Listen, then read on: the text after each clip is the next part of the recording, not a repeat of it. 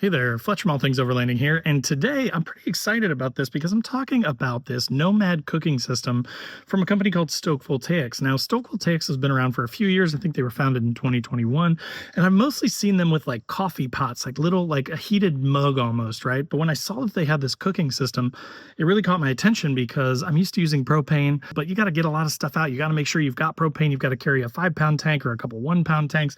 It's just a lot to carry along when I already have 200 amp hours of dedicated power in a house battery that powers my fridge and a diesel heater and my rooftop tent and all that good stuff. So when I saw this thing as an electric alternative to cooking setups, I wanted to check it out. So today I'm going to be walking you through this Nomad cooking system. I'm going to tell you all about it, show you all the features and everything, and kind of talk a little bit about what kind of setups I think this might make the most sense for.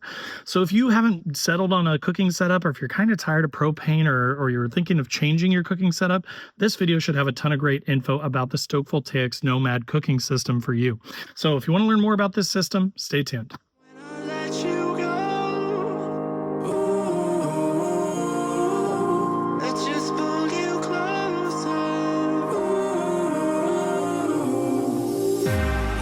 Understand where it came from, but you got it, my got it. It began in the land of the sandstorm. I fought it, though I wanted everything to do with what you give to me. Loosening my grip. All right, guys, so I'm going to start by kind of showing you everything that comes with this. I'm going to break down all the components and everything, and then I'm going to tell you a little bit about the features of this thing, because again, this thing is super, super smart and really well designed. Let's start by breaking this down. So of course, you got your high quality lid. It's got a straining section in it here, and then it's got a pour spout here. So again, if you are cooking soup or something like that, if you need to strain stuff, if you're cooking chicken, you can use this to strain out the juices. You've got your pot basically on the top here, and then this is your pan, which you could use for searing, cooking meat, things like that. But as you can see, they all just sit right down in there. Now inside of here is where the actual, what they call the reactor is. So this is the portion of the unit that plugs into your power bank via an AC cord, which is included right here. So it kind of looks like a computer cord, right? That sort of 3-prong computer cord. That plugs into the back of this unit. So one sort of tip is that this rubber cover is on here really, really good to protect this plug.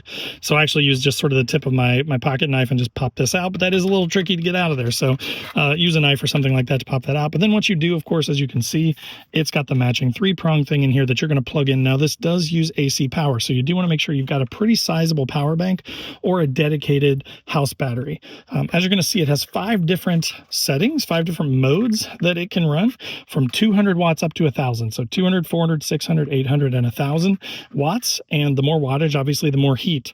Now, one thing that's really fascinating about this is this thing doesn't actually put out the heat, I don't believe. Now, I'm not an engineer or anything, but from what I can tell, it looks like the heating element is actually built into the bottom of this pan. And this is super heavy. It's almost like some sort of like a super heavy duty plastic. But it appears that this thing sits down in here and completes this connection on the reactor. And then the electricity travels through this heating element, and then that's what, really cleanly transfers that heat directly into the pot or the pan. So there is kind of like a thick base on this thing, which I think, again, is transferring that heat really evenly onto this. So that is another benefit of this electrical option versus a propane option, is with propane, obviously, you're going to have hot spots. If you have a lot of wind and stuff, you have to contend with, having some sort of like a shield or something to block out the wind. Whereas with this, it's all electrical. So once you set this thing down on the reactor, it's going to connect to the electrical power coming out of your power bank or your dual battery setup, and it's going to transfer that heat directly and evenly across the bottom of this pot or this pan.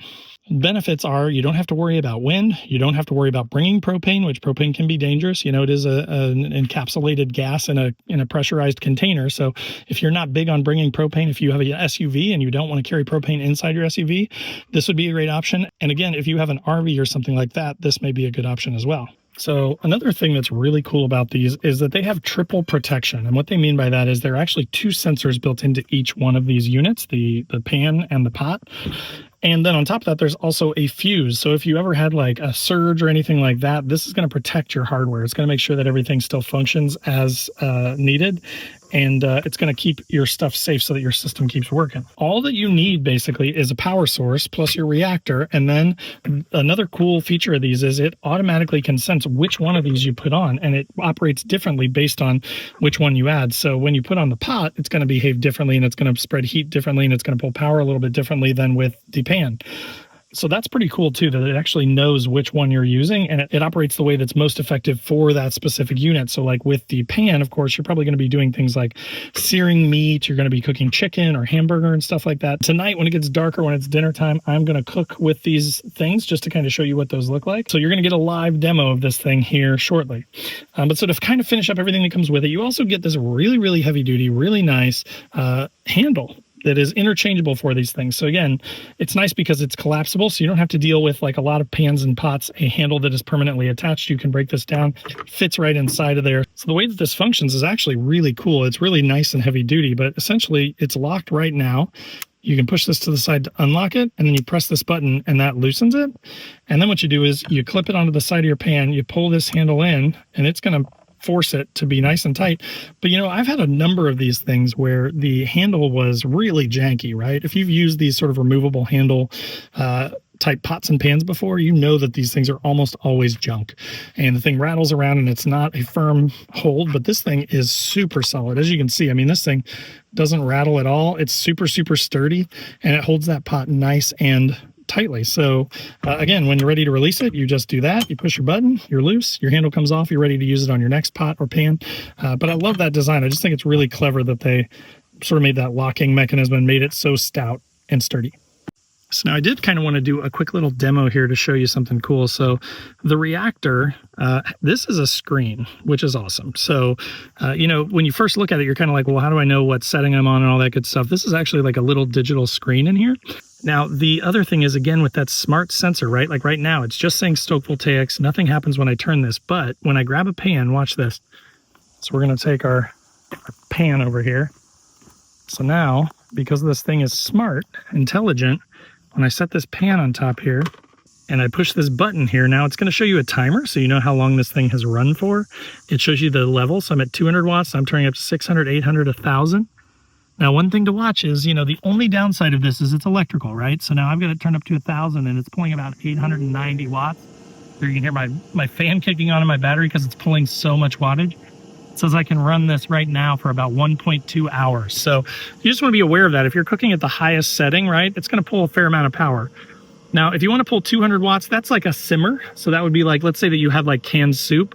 You could pour it into, say, your pot, and then you could, you know, turn it up for a little bit, maybe 600, 800 watts to get it cooking. And then once you do have it cooking, then you could turn it down to 200 watts and just sort of keep it simmering. But again, no wasting propane, no having to hook up propane, no having to worry about running out of propane. You just have to worry about having enough juice in your battery to run this thing. And I can tell you this thing is hot. Like I'm putting my hand over it and I can feel the heat coming off of it even at 200 watts. So, and then to turn it off, all you have to do is hit that button. So you can pause it by pushing the button. That's also how I turned it on, was just depressing this knob. But the other thing is, if you remove this pan for 60 seconds, it has an auto shut off. So if you remove this for 60 seconds, it's going to automatically shut itself off because there's nothing on there to take that electricity to turn it into heat, because again, the heat gets converted in the bottom of the unit.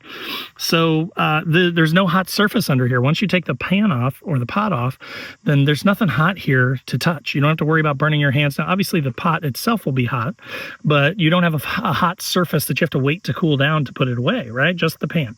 So I think that's really cool too. Now, if you do want to like turn it all the way off, you can hold on the button for like 2 to 3 seconds and you'll hear it beep there and then it turns off. So just FYI, that is a way to overpower it and kind of turn it off manually, but really cool. I'm excited to use it tonight. The other cool thing is that, you know, unlike a hot surface, right? I have this sitting on this fabric Helinox table right now. Now you couldn't do that with, you know, like a Jetboil Genesis, or you'd be at risk of possibly like burning your table, right? Whereas with this thing, again, because the heat doesn't come from here, it's actually coming from the bottom of the pot. You could do this on pretty much any surface, which again, I think makes it great for like camper or RV cooking, or people that have a lot of electrical power and maybe don't want to mess with propane. All right, guys, so we are going to use the Stoke Voltaics. I'm going to do this peak meal, this chicken pesto pasta peak meal. So I need to do about 5.3 ounces of water, aka about a third of this water bottle. So I've got the Stoke Voltaics set up over here. As you can see, it is on there. I'm going to use the pot, even though I'm not cooking very much water. All you do is set it right down on top there. Once it's on there, it should register it. We're going to turn it. I'm trying to boil water, so I'm going to turn it all the way up to 1,000 watts. And then I'm going to pour approximately a third of this water bottle in here. Now, this is cold water. This came straight out of my refrigerator. So as you can see, it's condensation-y cold water. So we're starting with cold water and we're going to boil it.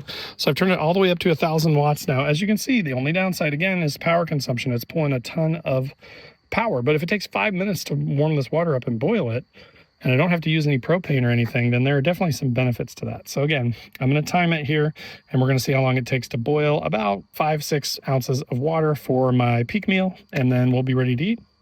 So it has been about a minute, and that is already getting real hot. We'll put our little handle on here, tighten her down, so that I'm ready to pour this out. But I mean, we're pretty much boiling there now. I mean, to be fair, it's not a ton of water, right? So it's kind of, and I'm not perfectly level, but I mean, that is definitely getting hot. I'm going to give it another 30 seconds maybe, just to make sure that it's really good and hot. And then I'm going to pour it into my peak meal and be good to go for dinner. I mean, that's really impressive. Granted, it takes a good amount of power, but I mean, to be able to boil water in 2 minutes, pretty sweet. Now, if you had this pot full, obviously it would take longer, right? But I mean, for something like what we do with these freeze-dried meals that don't take a ton of water, it's really nice to know that you can get water super hot really easily and really quickly.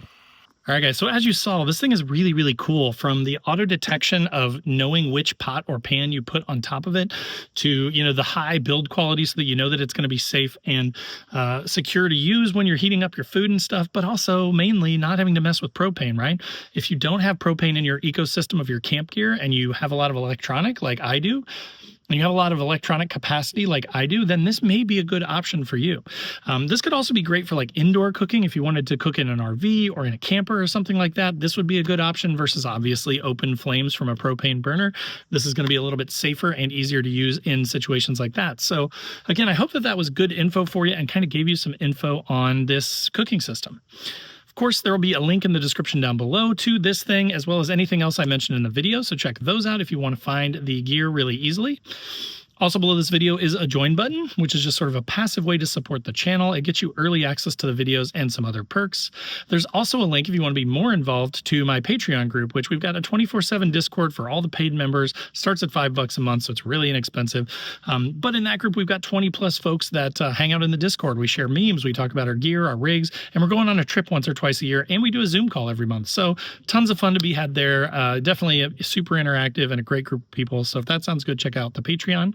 Also below this video is a link to my website where I've got funny overlanding camping themed patches and stickers, things like don't burn your wiener and it's a hot dog, or I hate people so I camp. There's also all things overlanding merch down there. So again, if you're into any of that stuff, you want to decorate your rig or your gear with patches or stickers, check that stuff out. And then last but not least, there is a link to the Newbie Overlanders Facebook group. Now, this is a totally free to join group. It's full of awesome people, and we don't allow bullying like the big groups do. So if you're kind of tired of just being asking a question and getting beat up about it, this is a good place for you, and we'd love to have you as part of the group. So check out Newbie Overlanders. That will do it for the Nomad cooking system from Stoke Voltaics. Click that like button if you got value out of the video, and make sure to click the subscribe button so you don't miss any content in the future, because I do a ton of camping gear videos, do-it-yourself modifications, and trip videos. So love to have you as a subscriber. Thanks for watching, and we'll see you next time.